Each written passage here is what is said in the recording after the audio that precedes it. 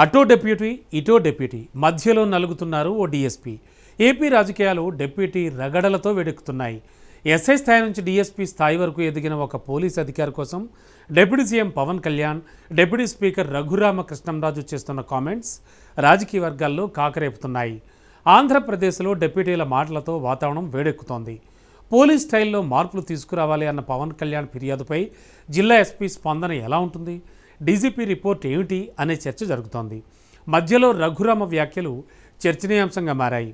ఇక ఇద్దరు డిప్యూటీల మధ్య హోంమంత్రి అనిత ఇరకాటంలో పడ్డారా అనే చర్చ కూడా నడుస్తోంది.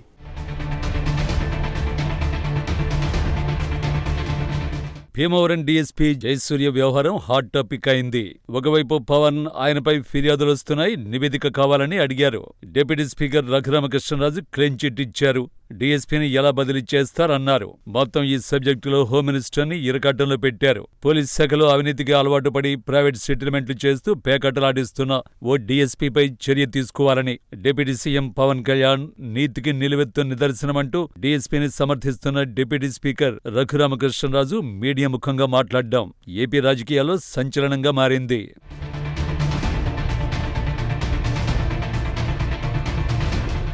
ఏపీలోనే భీమవరం అంటేనే అత్యంత ధనికవంతమైన ప్రాంతం.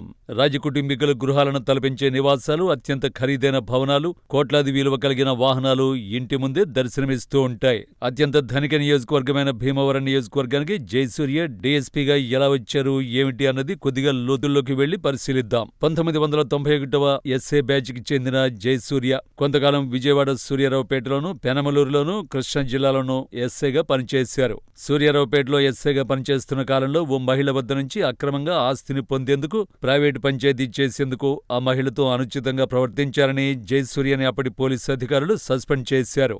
అలాగే జయసూర్య పెనమలూరు ఎస్ఐగా పనిచేస్తున్న కాలంలో ఓ పాసింజర్ బస్సు ప్రమాదానికి గురైతే డ్రైవర్ని మార్చాడు అన్న కారణంగా జయసూర్య పైన సస్పెన్షన్ వేటు విధించారు. అనంతరం సిఐడిలోనూ వివాదాస్పదమే.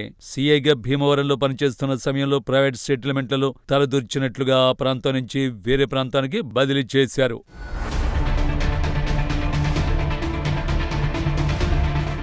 భీమవరంలో పనిచేస్తున్న సమయంలో రఘురామకృష్ణరాజుతో కొంత పరిచయం ఏర్పడింది. ఆ పరిచయం బలంగా మారడంతో డీఎస్పీగా పోస్టింగ్ తెచ్చుకున్నారు. వైసీపీ హయాంలో గన్నవరం డీఎస్పీగా పనిచేసి అప్పటి ఎమ్మెల్యే వల్లభనేని వంశీకి వ్యతిరేకంగా ఉండే టీడీపీ నాయకులపైన అక్రమంగా కేసులు పెట్టించారు. కేసులు పెట్టించడమే కాకుండా టీడీపీ కార్యాలయం దహనం కేసులో నిర్లక్ష్యంగా వ్యవహరించారని, కడప ప్రస్తుత ఎమ్మెల్యే మాధవిరెడ్డిపైన వంశీ అనుచరులు దాడి చేస్తున్న సమయంలో ప్రేక్షక పాత్ర పోషించారని విమర్శలున్నాయి. అయితే జయసూర్య సిఐడిలో పనిచేస్తున్న సమయంలో రఘురామకృష్ణరాజుపైన దాడి చేసిన వారిని గుర్తించి రఘురామకృష్ణరాజుకి ఇన్ఫార్మర్గా పనిచేశాడన్న విమర్శలు ఉన్నాయి.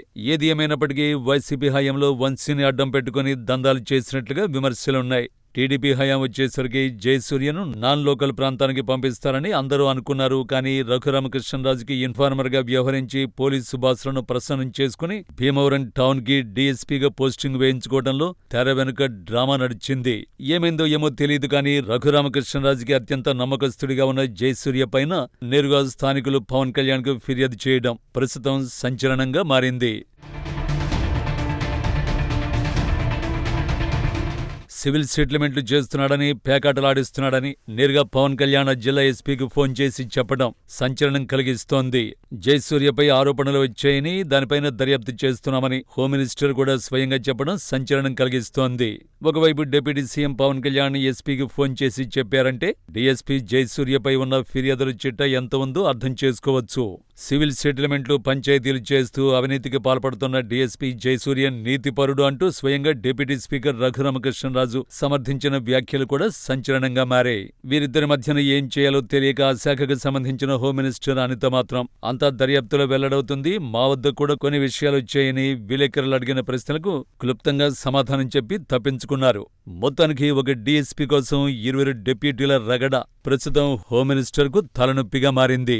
రాజకీయ నాయకుల సిఫారసులతో పోలీసు ఉన్నతాధికారులు ఎటువంటి చర్యలు తీసుకుంటారో వేచి చూడాల్సిందే.